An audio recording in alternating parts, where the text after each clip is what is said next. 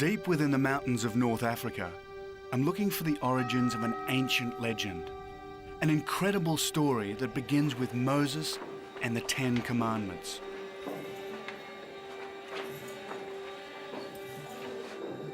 It's about an object so sacred, it can only be viewed by the most pure Christians.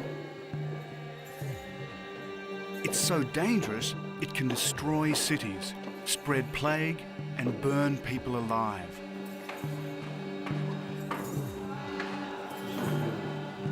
Many have looked for the source of this legend. The Crusaders, the popes of Rome, the great kings of Europe, even Indiana Jones. And like them, my quest has brought me to Ethiopia. I'm looking for the keepers of the lost Ark.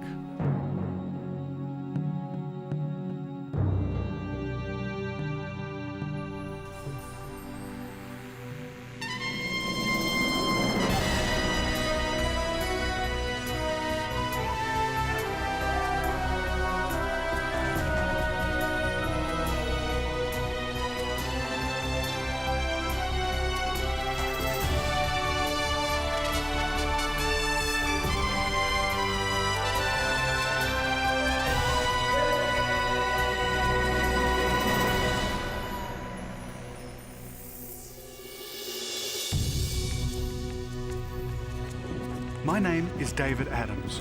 I'm a photojournalist. And while I travel to many strange corners of the earth, I don't normally get a reception like this.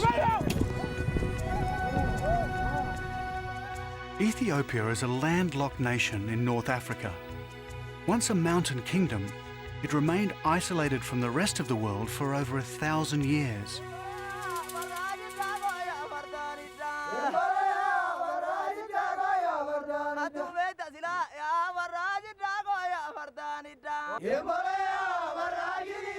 Ethiopia is the only African nation never to be colonized, thanks to warriors like these. They wiped out invaders with ferocious efficiency.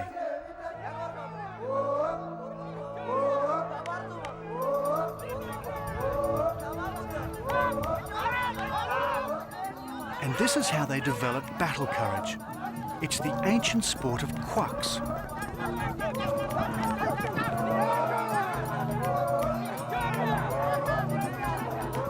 It's a form of jousting, and as you can see, the rules are simple. Get out of the way fast. The spears are real and very sharp.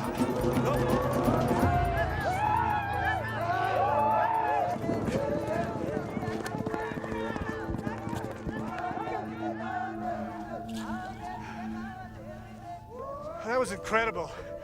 Never been chased like that in a horse ever. It's no wonder that Ethiopia has never been really occupied with guys like that chasing the people out of here. Just fantastic. Oh.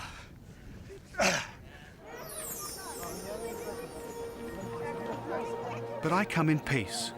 In fact, I come as a pilgrim.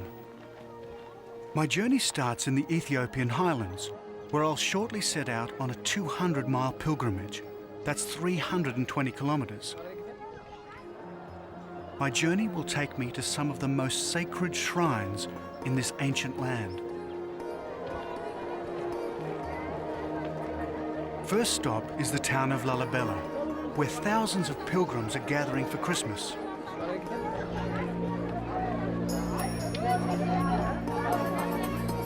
Ethiopia is one of the world's oldest Christian nations, so I wear a white shawl to show respect, and I carry a pilgrim's staff for divine determination. My pilgrimage will take me through the 12 days of the Orthodox Christmas, ending with Timkat, the Ethiopian feast of the Epiphany. But none of this happens on any dates we use in the West. According to the local calendar, there are 13 months in a year. The 21st century is still years away, and sitting here under the midday sun, it's still 5 p.m. In other words, Western time here is irrelevant. And listening to this fire and brimstone preacher, so are some aspects of Western culture. No coffee, he shouts. No alcohol, no loud talk, excessive laughter, or noisy parties. Otherwise, I will not enter the kingdom of heaven. Not exactly my idea of Christmas.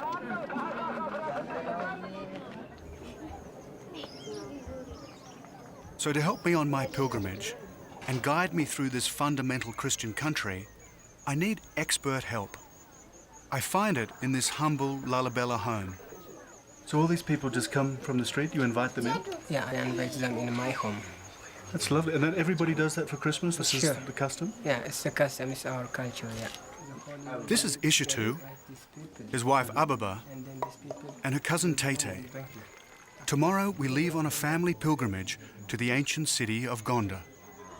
And these people have come from how far away?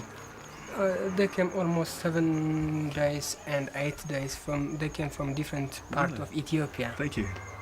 This looks like it would is feed our me for the tradition, day. Yeah. This is holy bread. It's astonishing And this is charity before our in a country so Christmas desperately time, poor. January 7. So out of respect, and despite the warnings of the fire and brimstone preacher, I try some of Ishitu's beer. Well, it looks like Australian beer.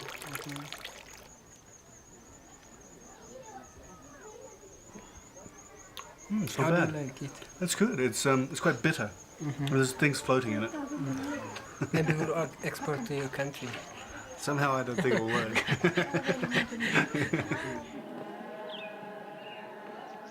Before I set off as a pilgrim, I must learn more about Ethiopian belief. And in Lalibela, you don't have to go far. Here, the church is a thriving institution. 1 in 5 Christian males is a deacon or a priest.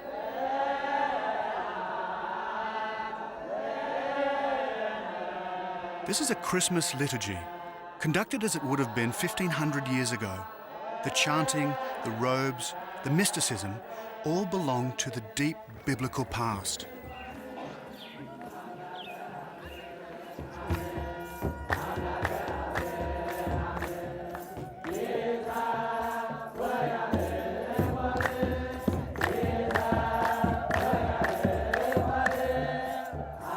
While there's something that seems very African about this dance, it's actually one of the oldest liturgies in existence. It has its roots in the days when Christianity was a radical Jewish sect. And underlying it all is unswerving faith. They call Lalibela the New Jerusalem.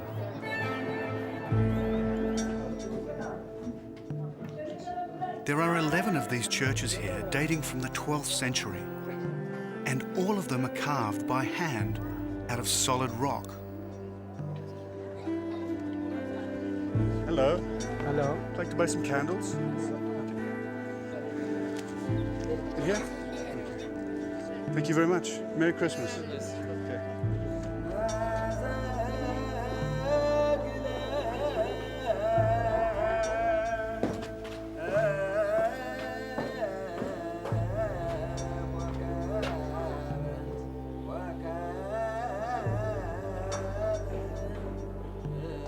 The churches are connected by a maze of tunnels. Over the centuries, they've been turned into catacombs. All around me are the bodies of long dead monks, skin and bone preserved in the dry mountain air.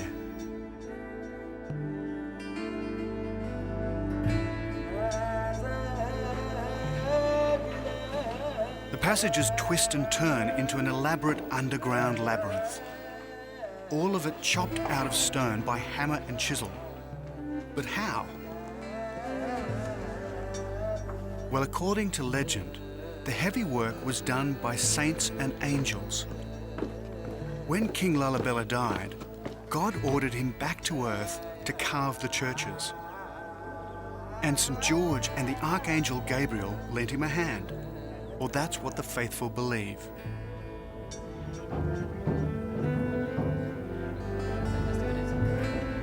Here in Ethiopia, faith is an obsession. This woman has travelled for days to be rechristened at the Church of St. George. And these hermit monks will spend the rest of their lives in holes, reading and rereading their Bibles, until they too join the catacombs of the dead.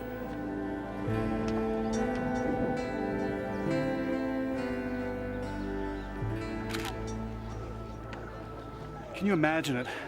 They made this just with a hammer and chisel, and this is volcanic rock. If anything is an act of faith, this is.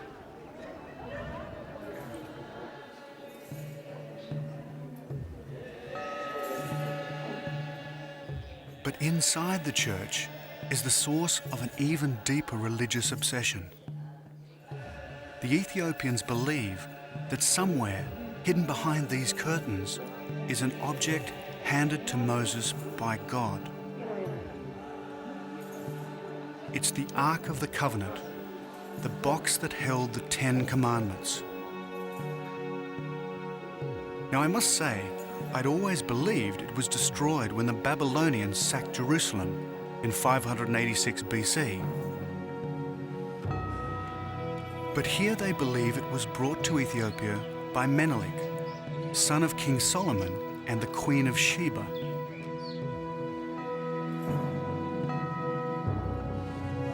All over Ethiopia, hundreds of churches claim to possess it.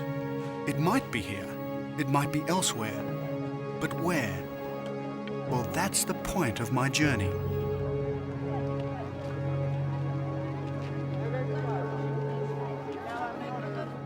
Tomorrow, I set out through the 12 days of Christmas on a pilgrimage.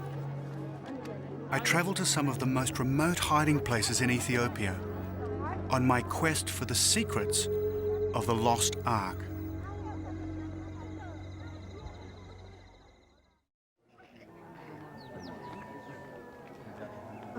Dawn on the first day of Christmas, and our pilgrimage is underway as we set out from Lalibela to the ancient Ethiopian city of Gondar. 200 miles or 320 kilometers is not a huge distance, but it's a long way to walk.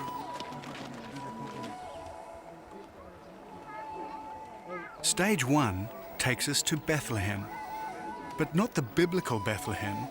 There's a Bethlehem in Ethiopia too, and here I'll find a church that claims a unique connection with the Ark of the Covenant. Ishitu and Ababa have brought their son Zed and their little daughter Jordanis. And it isn't long before we're in the heart of the Ethiopian highlands. This is another reason why Ethiopia has been isolated for so long. These amazing mountains.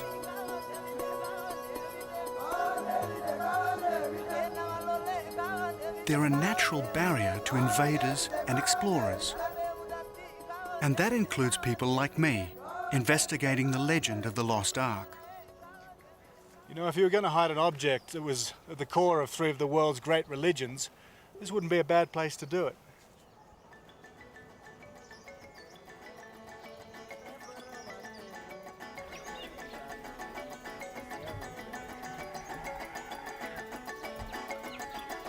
The Pilgrim's Trail takes us through some of the best farmland in the country.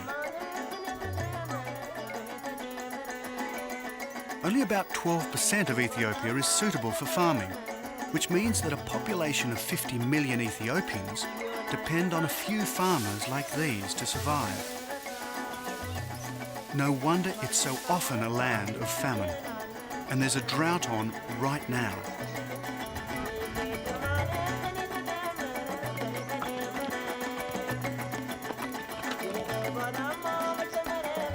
These farming methods have hardly changed since biblical times.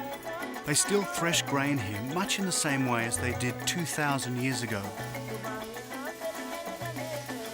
No tractors or mechanized farm machinery here.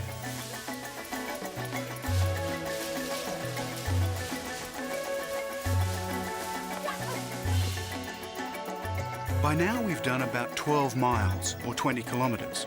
And the journey's beginning to take its toll on the youngest member of the group. Would you like me to take Jordan? Sure. Oh, you're getting very heavy. So why do it all on foot? Well, to achieve real redemption, a pilgrim must make a genuine effort. The more we walk, the closer we get to God, and the closer we get to our first destination, Bethlehem. This little town of Bethlehem is typical of the Ethiopian highlands.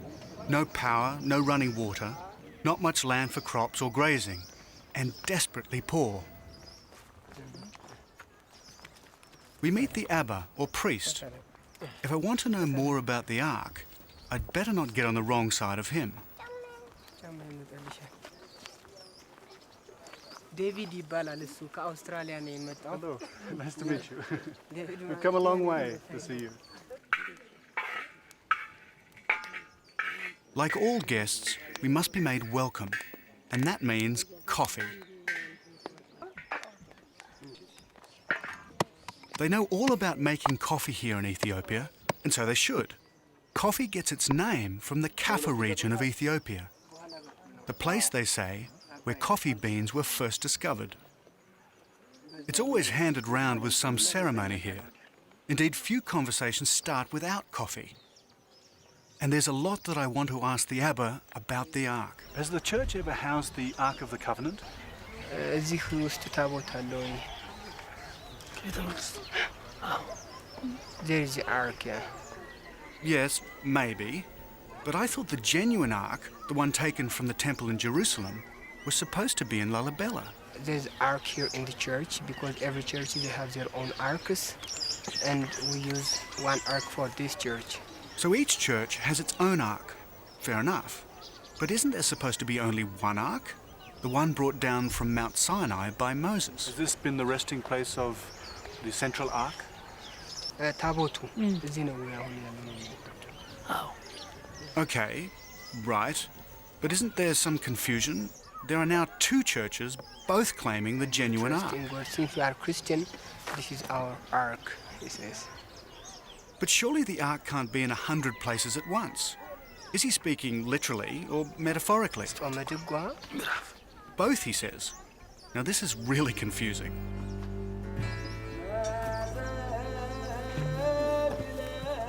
The Abba shows me the Bethlehem Church. It was built by people from Israel in the 3rd century, he says, by foreigners who wished to protect the Ark, and it's well protected. This is as far as the Abba can go. Because he's recently eaten and made love to his wife, he's temporarily impure and cannot enter the consecrated part of the church. So I enter under the watchful eyes of his assistant. But there's another mysterious eye staring at me from behind the curtains. Is this the Ark of the Covenant? I'm warned not to step too close. Even for a skeptic like me, it would be wise to obey. But the real point is that these people believe that behind these curtains there's an object that was touched by God and Moses himself. And if I was to go in there and touch it, flames would shoot straight up my nostrils and I'd be burned alive. I move back, just in case I'm zapped by the Ark.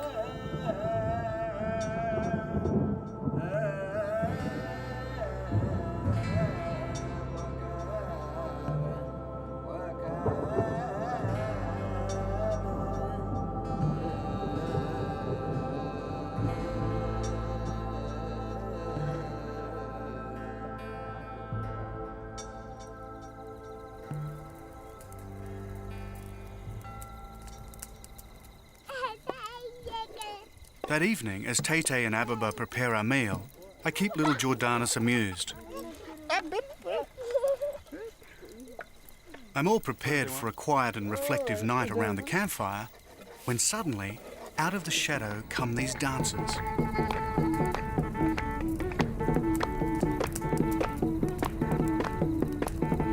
It's called, rather euphemistically, shoulder dancing, and it's a strange mix of Christianity and paganism.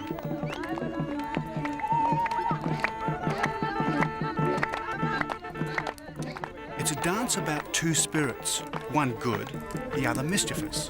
One serves God, the other serves the devil. Suddenly, my pilgrimage is on hold.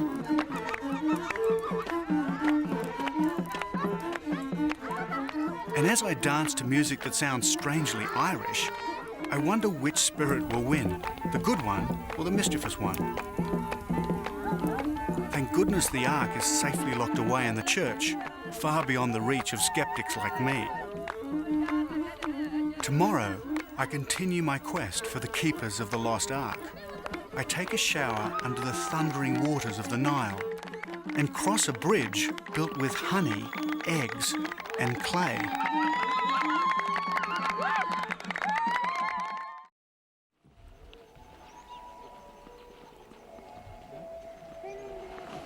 It's the 5th day of Christmas, and we wake up to the cool air of a North African winter's dawn. Soon we're back on the Pilgrim's Trail.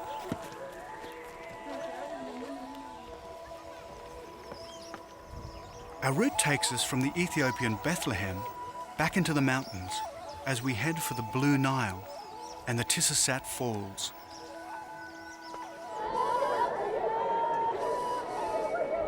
But our pilgrim's progress is checked by one of the sadder realities of Africa. A cortege like this can only mean one thing: a funeral.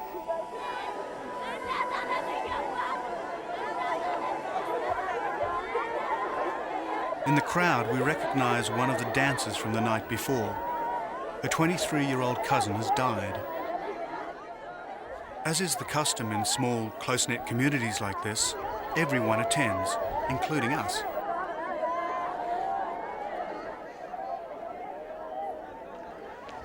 Like everywhere in Africa, death is part of life. It happens all the time. It's a real privilege to be here because knowing the family, it's a very private moment for them and very, very special for me. I won't ever forget this.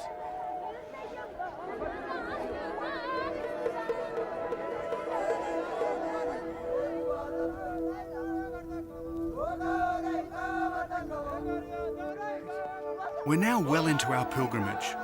We've got just over a week to go, but there's still 120 miles of hard slog ahead of us.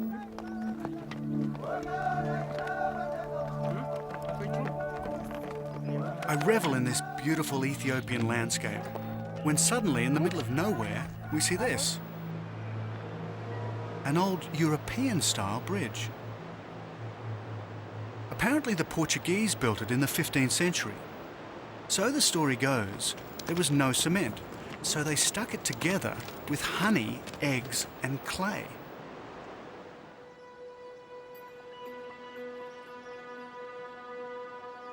We're now approaching the Blue Nile.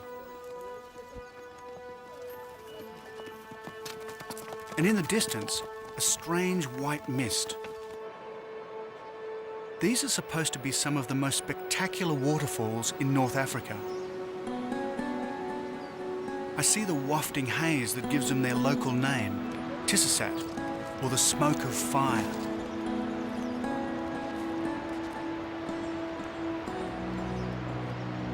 If you want somewhere to marvel at the world's greatest river, Tissasat is the place to be. It's here that the Blue Nile plunges 150 feet into a chasm.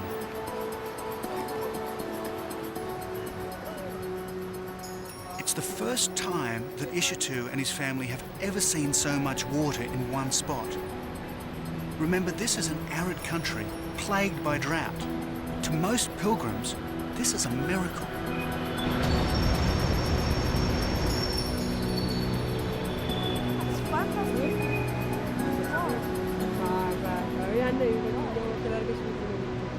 You know what I'll do now? I think I'll go down and have a really nice shower.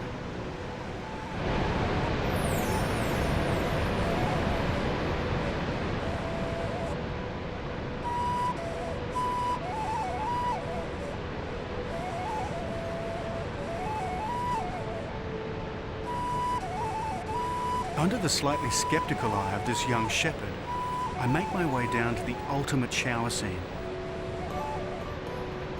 We're in the middle of the dry season. The falls are at their lowest ebb. Imagine what it's like around here when it rains.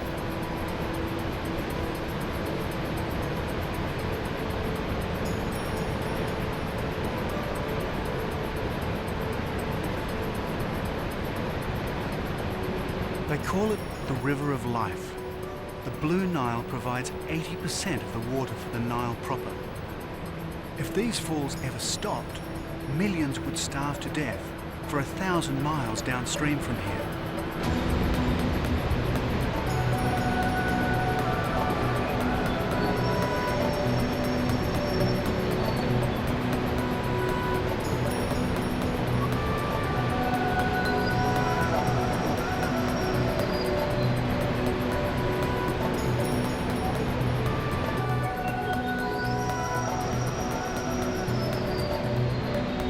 Talk of turning a shower into a religious experience.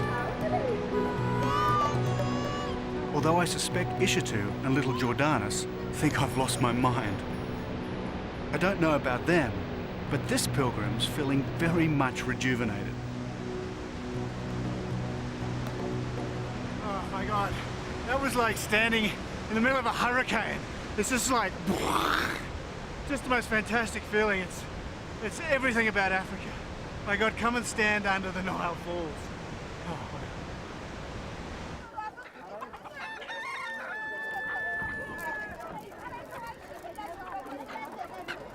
That afternoon, we go into Tisisat village to stock up on food. And in a country that's often stricken by drought, the choice is never huge. You need some potatoes? No shrimps to chuck on the barbie here. Basically, it's potatoes, tomatoes and onions. But they're fresh.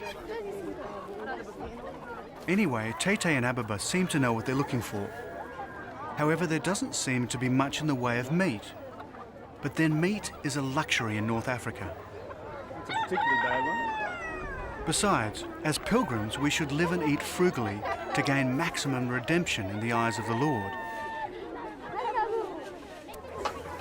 But after 7 days on the Pilgrim's Trail, I must say I could eat a horse.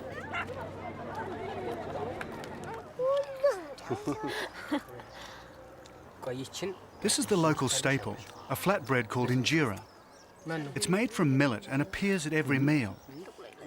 When someone shares food with you, it's a great compliment. But when they actually put it in your mouth, it means affection. Guests are respected, and if the food is around here, we must do like this. Oh, okay, thank you. Oh.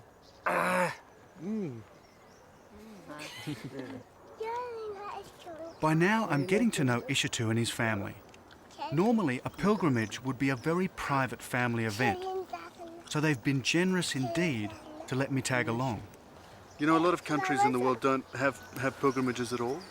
And a lot of people, I think, find it very strange that people are still walking hundreds of miles for religious reasons. Well, here in Ethiopia we have a lot of pilgrims, and they came from different parts of Ethiopia, and they visit the monastery churches. But this is my first time with my kids and my wife.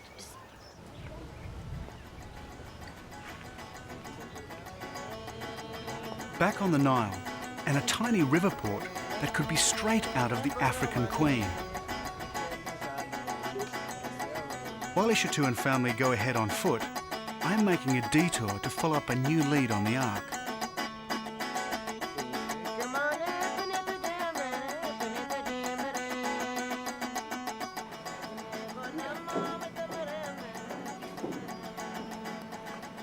I'm told that when the Ark was brought to Ethiopia, it came up past this spot. They tell me there's an island on a lake upstream where the Ark is supposed to have been kept for 800 years. Some say it's still there.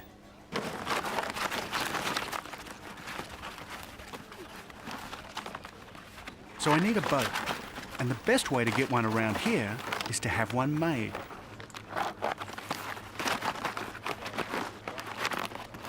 They're making papyrus canoes in a manner unchanged in 3,000 years. I've seen similar craft on the River Tigris, on the Caspian Sea, and on the Andean lakes of South America. How the same idea spread so far, we just don't know. So whatever the reason for their design, it's obvious that these little craft have played a huge role in moving people around the globe. Given they've been around for about 3,000 years, it'll probably hold together just long enough to get me out on Lake Tana to find that equally mysterious Ark of the Covenant. I launched my canoe on the Blue Nile. It was going to be the toughest 20 miles of my pilgrimage.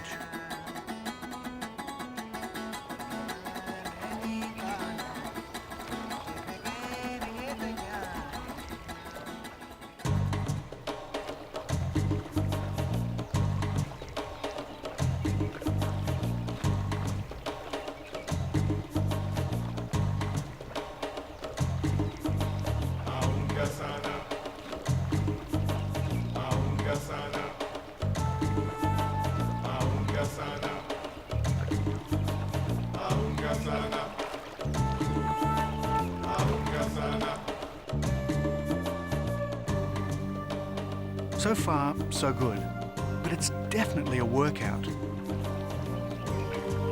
In the wet season, I'd never stand a chance. With so much water flooding the river, I'd be swept downstream to oblivion. As for papyrus canoes, well, they're extremely buoyant, a little sluggish, but surprisingly stable.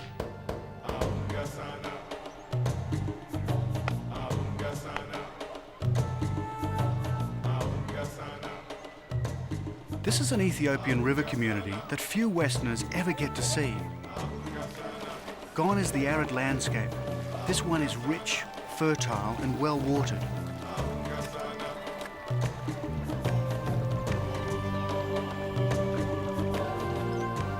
"5 miles down, 15 still to go."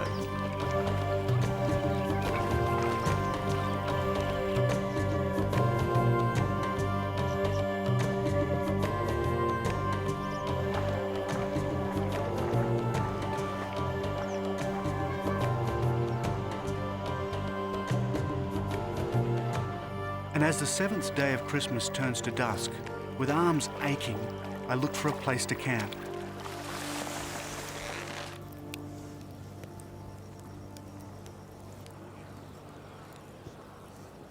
I know exactly where I am. This GPS monitor uses navigation satellites to tell me. Compared with the great explorers, it feels a little like cheating. The reading tells me that tomorrow I must paddle another 15 miles east-northeast to an island on Lake Tana, the most secret hiding place of the lost Ark.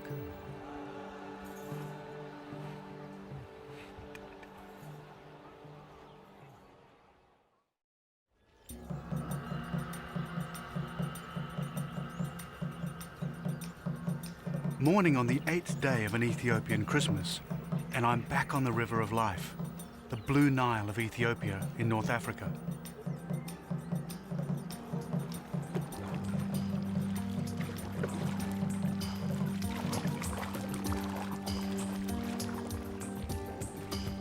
I'm now heading out of the river onto one of the great freshwater resources on Earth, Lake Tana.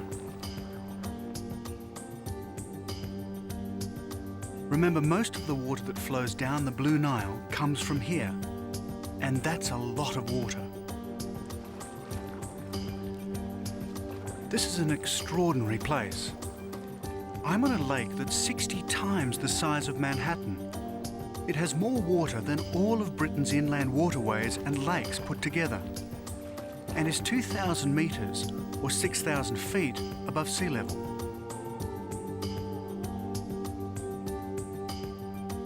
By now, the paddling is starting to take its toll. Somewhere on this lake is the lost Ark of the Covenant, held in a monastery. And according to legend, this time it's the real one. There are 34 islands on this lake, and 20 of them have monasteries. The island I'm seeking is Tana-Kirkos, and of course, it would have to be the most remote of all the islands on Lake Tana.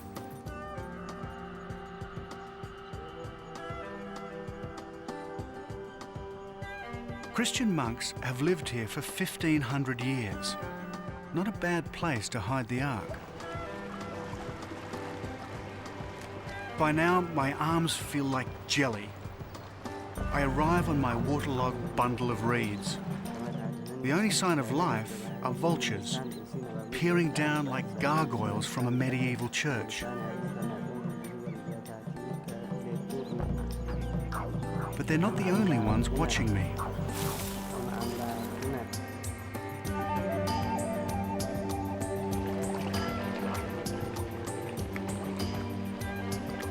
My sixth sense tells me I'm under surveillance.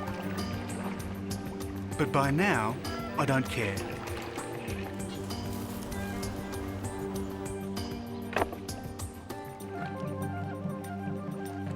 When I land, all I hear is the lapping of water. I'm ashore and looking forward to using my feet again. Welcome to Tana-Kirkos.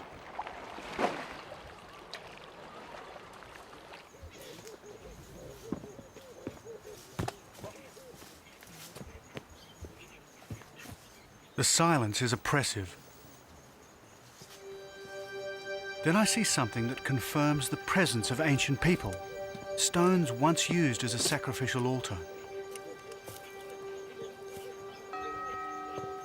The holes were to catch the blood of a calf or lamb, but animal sacrifice was only practiced by the early Christian church in Ethiopia. This means the monastery has been here for a very long time.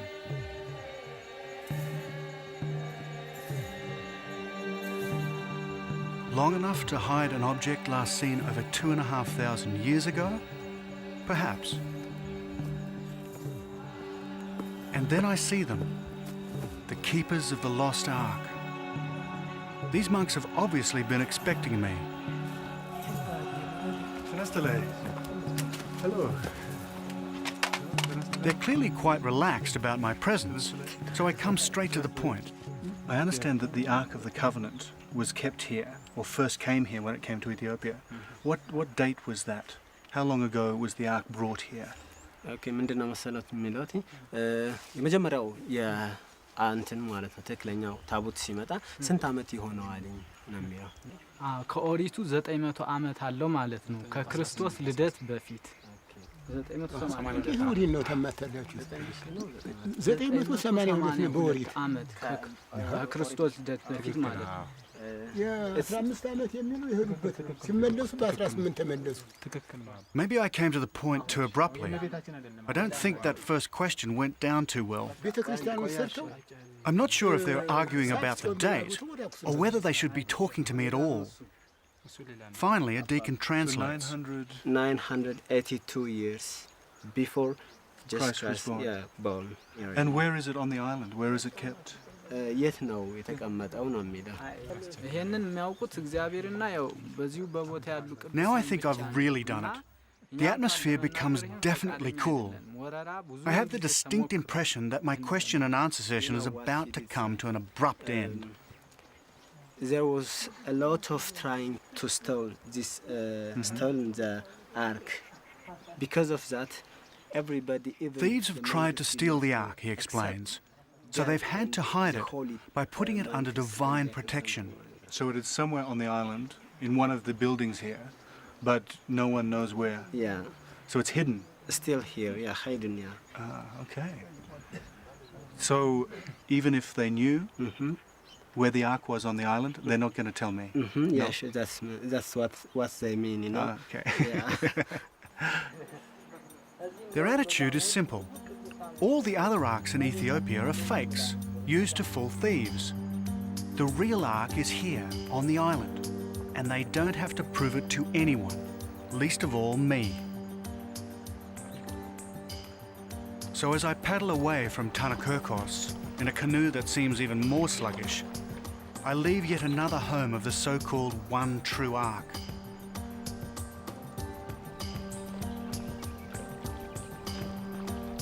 And I think I was right the first time. I'm not dealing with reality, I'm dealing with a legend. But I also wonder if that's the real issue. The 12th day of Christmas is fast approaching. Soon I'll get as close as any skeptic can ever get to the truth of the lost Ark.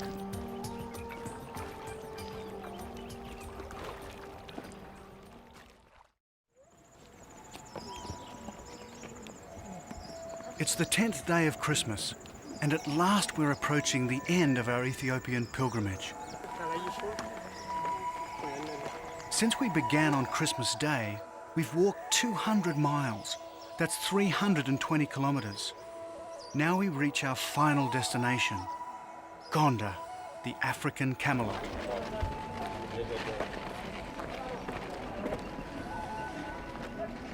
And after so many days on the road, this former Ethiopian capital comes as an intoxicating relief. That's beautiful. Yeah, I'm looking forward to it. Gonda reached the peak of its power in the 16th century. From this castle, the Ethiopian emperors, protected by warrior horsemen, wielded absolute power.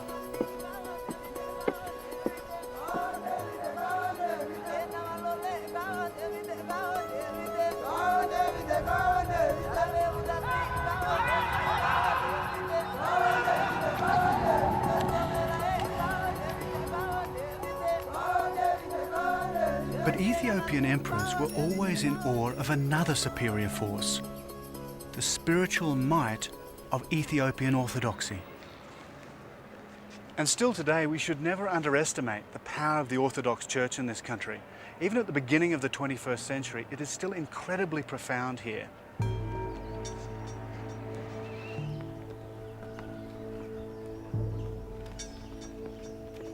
Not far away, Ishitu and his family are entering the most famous church in North Africa to pray. They must purify themselves for tomorrow. This church is called the Debre Birhan Selassie, built in the 16th century, and it's famous for its frescoes.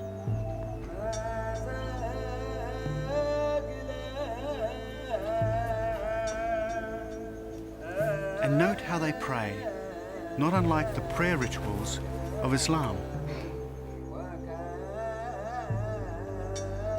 The fresco is of the three wise men who showed the baby Jesus to the world. That moment is what Timkat is all about.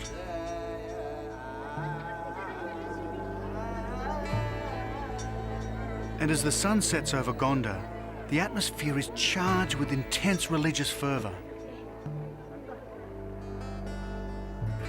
It's why the pilgrims are still flocking into town, all of them seeking redemption.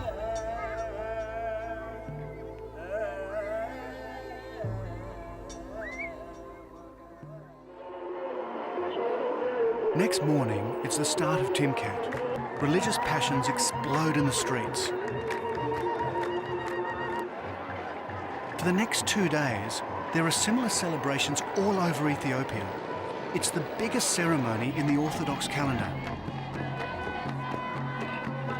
For Ishitu and his family, it's the culmination of their pilgrimage.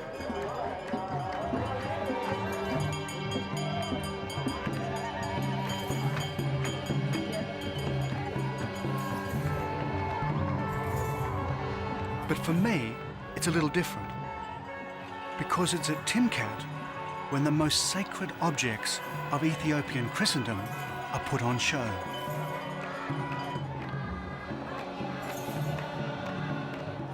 This is as close as you and I will ever get to the mystery of the lost Ark. Resting on the priests' heads are tablets, the tablets upon which God is supposed to have written the 10 Commandments. But there seem to be rather a lot of them, so which ones are genuine?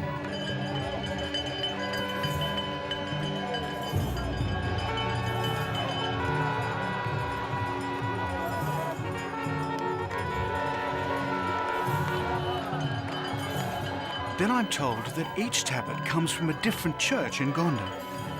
Each is believed to have the power of the Ark, which is why they're covered in cloth. If anyone other than their guardian priest sees them, they'll be instantly consumed by fire. At least that's what the faithful believe.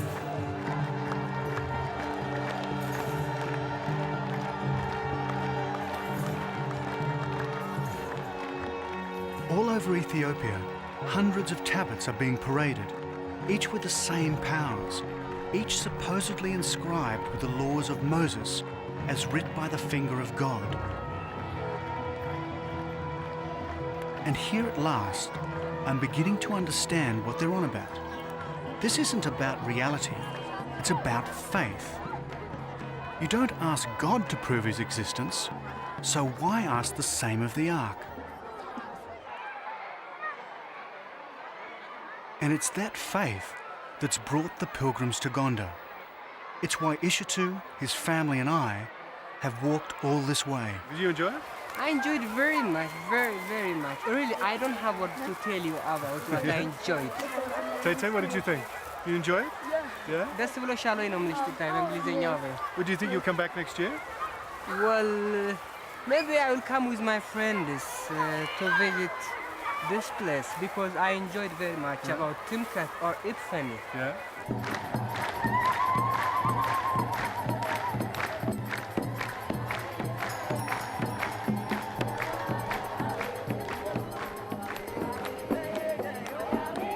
As the festival reaches its climax on the 12th day of Christmas, the drums beat incessantly.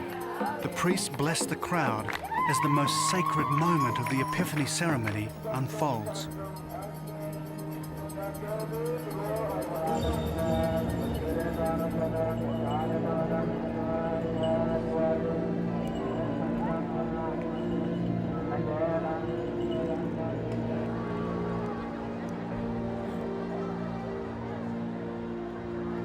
They push a raft out into the lake. The candles are both a sign and a symbol. The symbol is the giving of life to the Saviour, and the sign is for everyone to repeat their christening.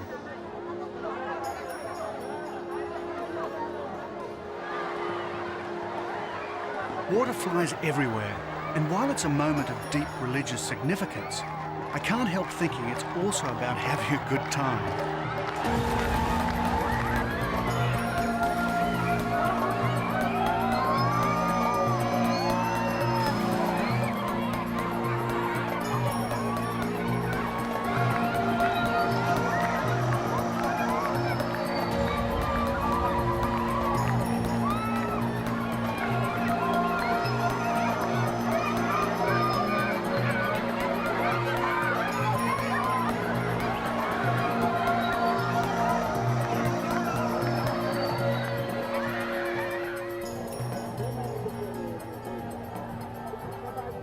And what of the Ark of the Covenant?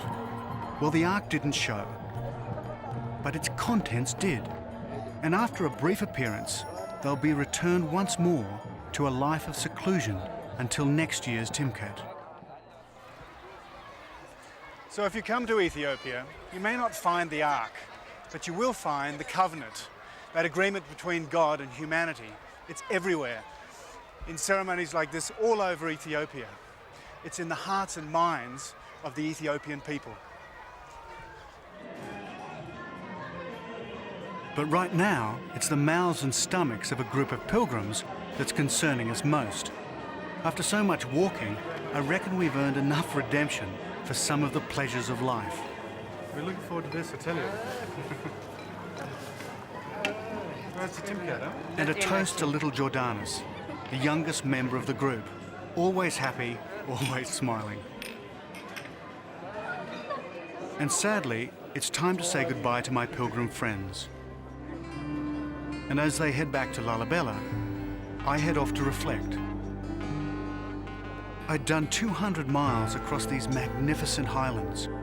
I'd visited some of Ethiopia's most sacred places, and I'd got a real insight into the soul of this ancient land.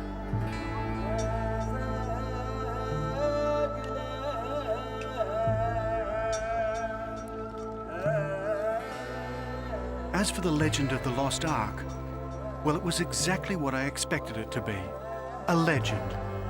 An article of faith that sits somewhere between myth and metaphor.